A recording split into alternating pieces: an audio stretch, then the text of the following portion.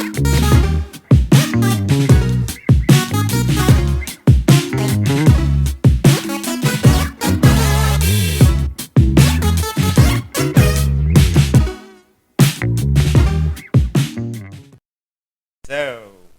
hello everyone. Welcome back again in our podcast. Open your mind. So, today I'm so excited because today we have already here Dr. Laury de Jonge, Ph.D. So, why he is so special? Because he came from far away.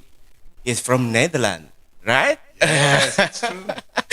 He is a teacher in a department of family medicine and Maastricht University. And what is so special is his job. Yeah.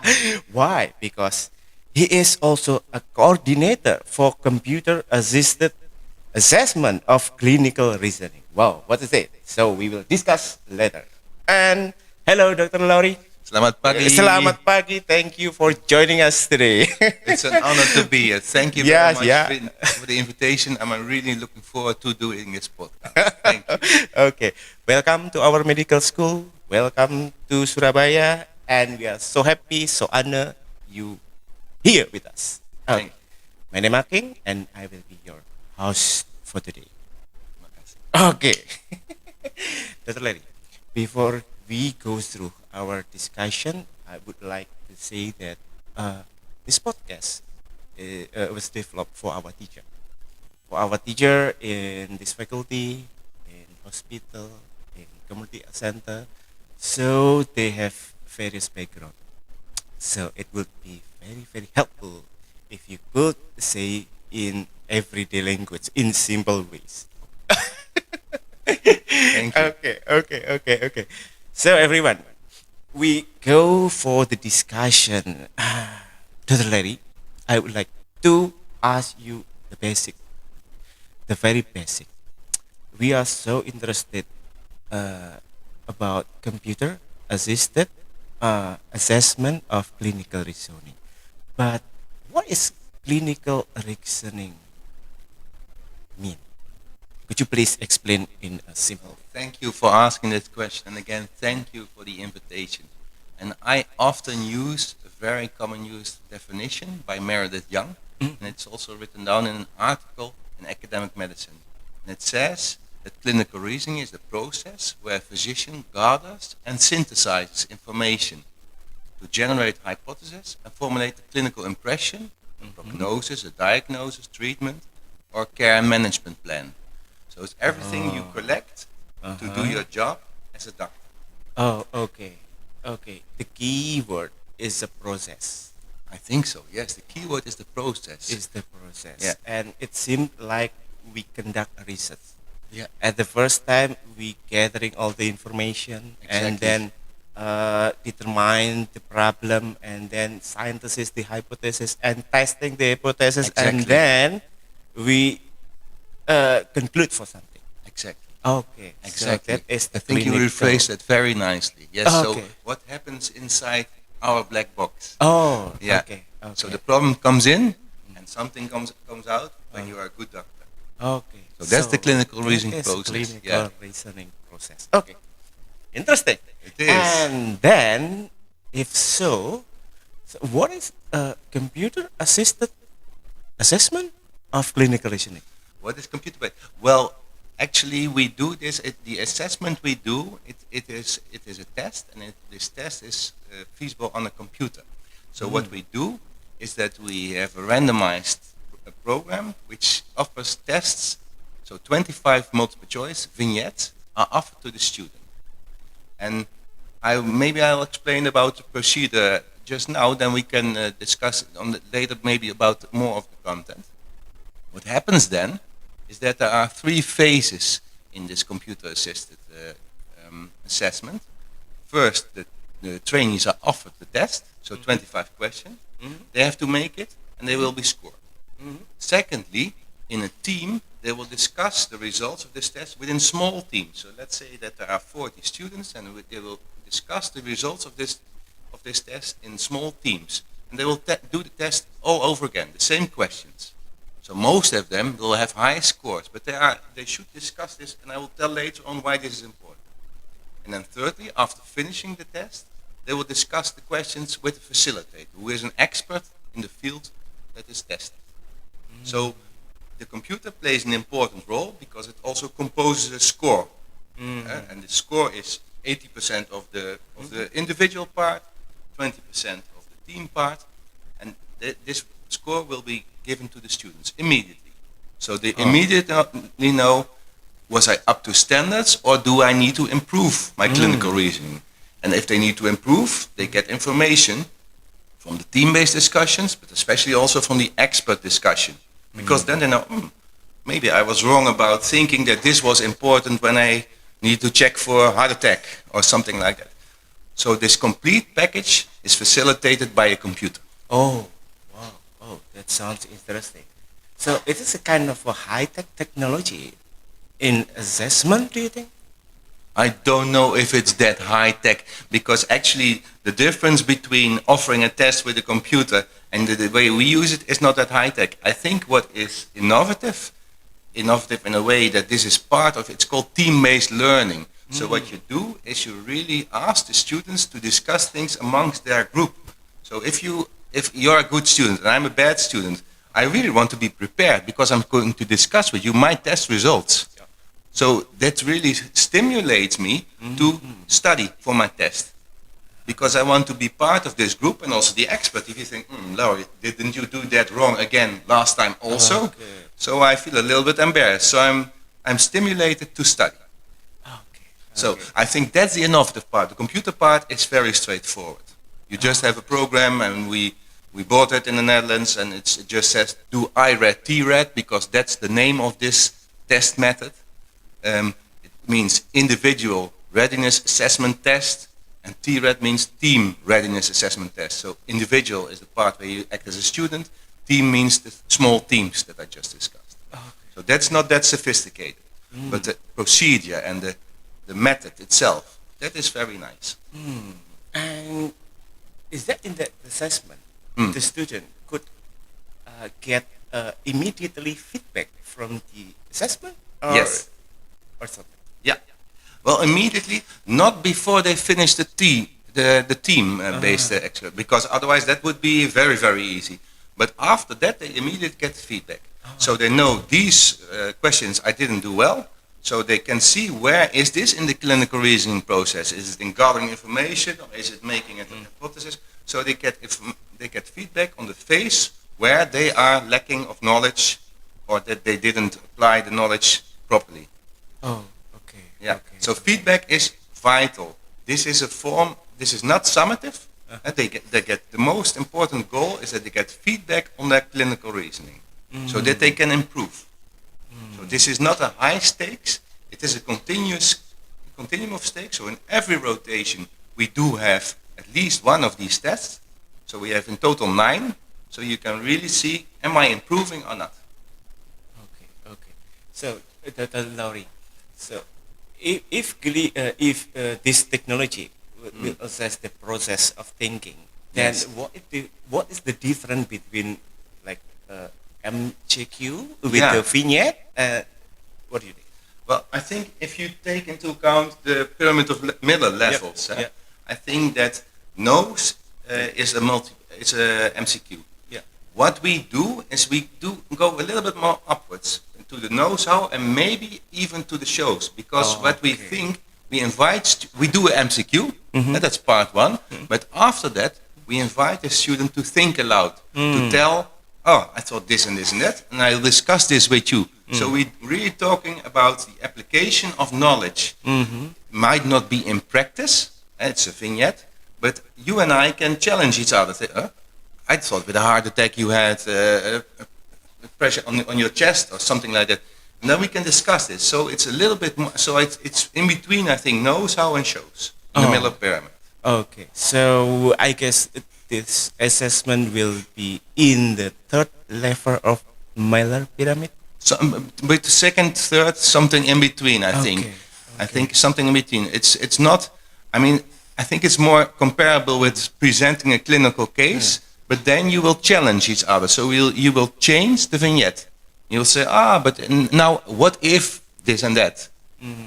So, And is this assessment is the first time was in Netherlands in Maastricht University or no. no? No. This form of assessment is part of team-based learning, which is a concept which is existing already quite a long time. And we just took out this part, so the I read, T read part.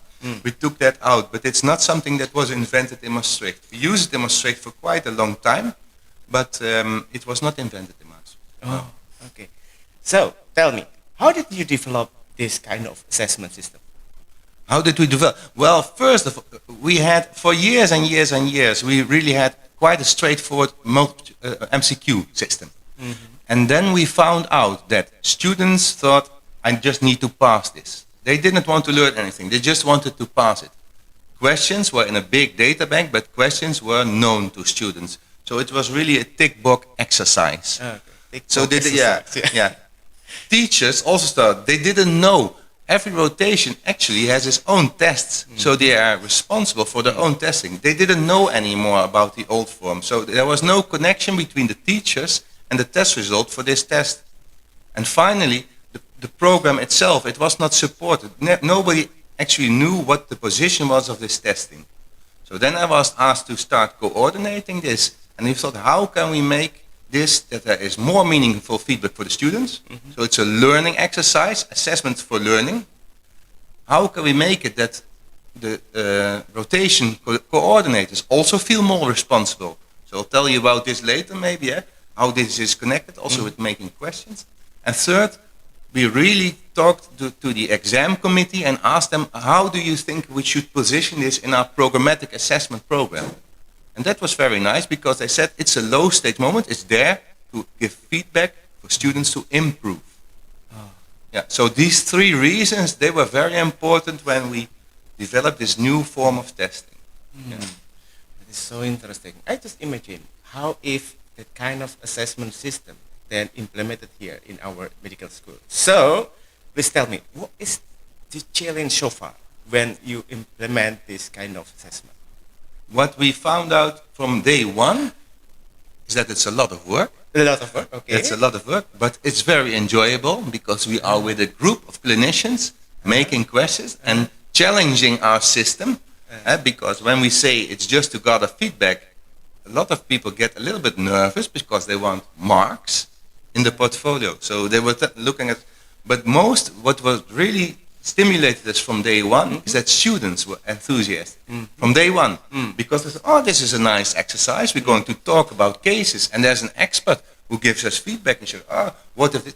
And they found this very, very nice. So they actually didn't even know it was an assessment activity. They thought, that's nice. And that made us from the beginning on think, okay, let's continue. Let's give this struggle with busy clinicians. And finally we succeeded, and now it's successfully implemented in all rotations. Okay, so if so, and then maybe you have inspiration tips for us if someday we implement this kind of assessment.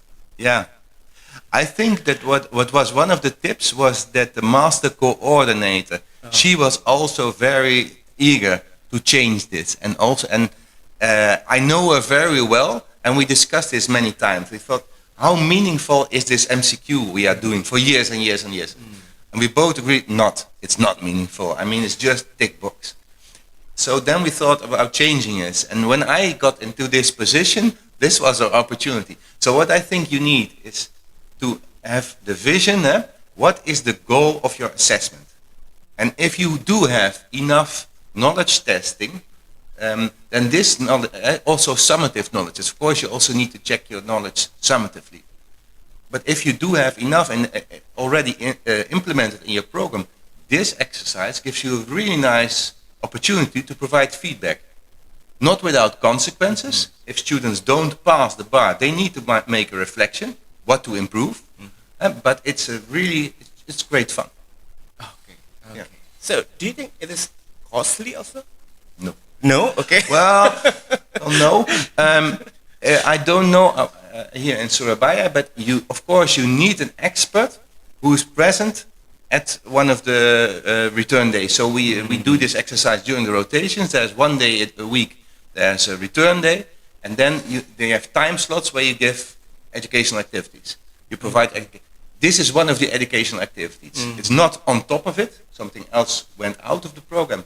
So in that way, you need somebody who is present during the test, and especially is present during the provision of feedback. So that can be, is that costly? I don't think more costly than other educational activities. No. No.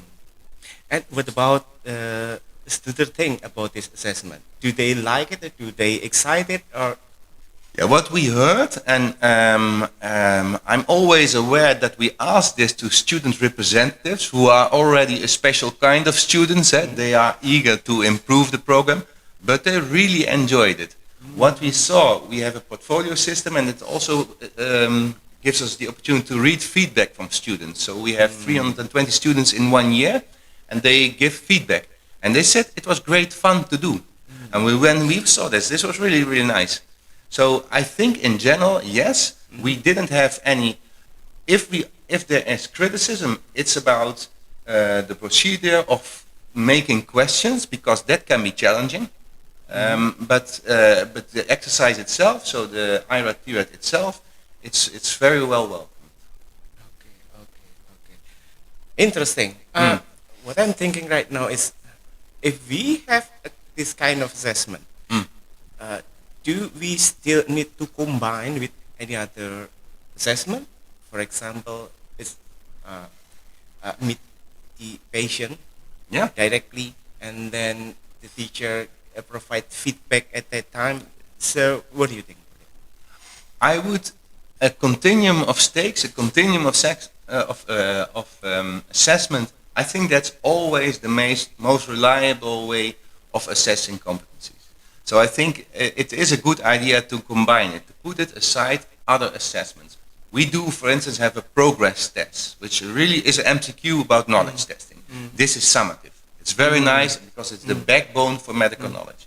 This is an additional test, and it can complement, so that you have a broader vision on the development of the competence of medical knowledge. So yes, I would and of course it's also combined with the observations in the clinical rotation, of course. Yes.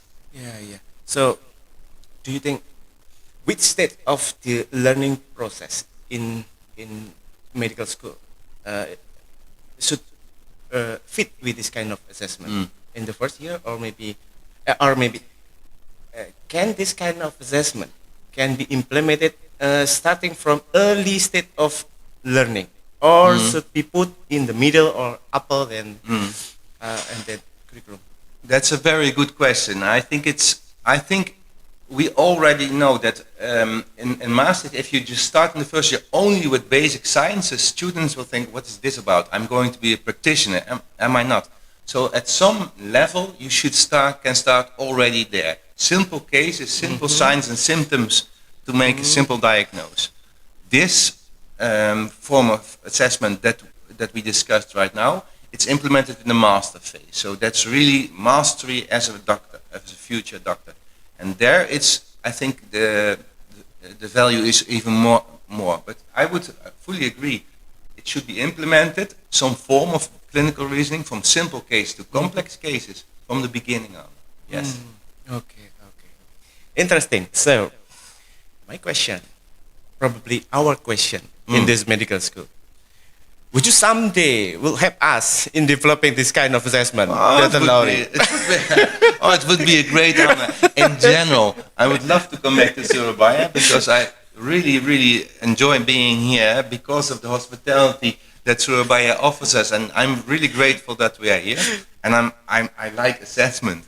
So I think that, of course, I would like to share my knowledge and change ideas, because I'm already very much interested in how you would succeed and which barriers you would occur or which challenges you see. So it's always nice to exchange knowledge. Okay, Yes. thank you so much. Thank you so much, Dr. Laury. Okay, thank you so much for sharing your expertise with us, Dr. Laury. So, everyone, that is our discussion on what is called a computer assisted assessment of clinical reasoning. So, see you again in the next podcast, and then keep open your mind. See you.